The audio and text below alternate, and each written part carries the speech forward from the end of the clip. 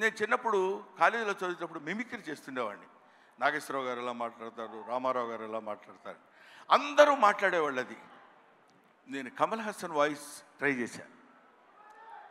చేసి సక్సెస్ అయ్యా. ఇప్పుడు చేద్దామని అనుకుంటున్నా. ఎదురుగా ఆయన ఉన్నాడు. వాళ్ళ అమ్మాయి దగ్గర చేసి చూపించా, శృతి హాసన్ దగ్గర. అచ్చో అప్పలా మాట్లాడుతున్నారు సార్ అన్నాడు. కొంచెం కాన్ఫిడెన్స్ వచ్చింది. ఆ ధైర్యంతో ఇప్పుడు ఈయన ముందు మాట్లాడుతున్నాను. అది ఒక మాట చెప్పేసి I will take leave of you.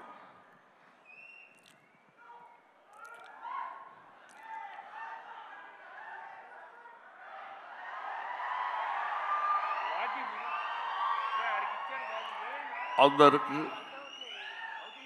నమస్కారాలు. ఈరోజు నేను భారతీయ నృత్యంలో యాక్ట్ చేశాను. ఇండియా #1 బాగా హిట్ చేశారు, మీరందరికీ తెలుసు. ఈ సినిమా అంతకంటే ఎక్కువ కష్టపడ్డాను. మన సౌత్ ఇండియన్స్ అందరూ నన్నంతో ఆశీర్వదించారు, అభినందించారు. I'm so happy to. నాకు మాటలు ఎక్కువ రావటం లేదు, ఎందుకంటే సంతోషంగా ఉంది. మనసంతా చాలా హ్యాపీగా ఉండి నేను ఎక్కువ మాట్లాడలేకపోతున్నాను.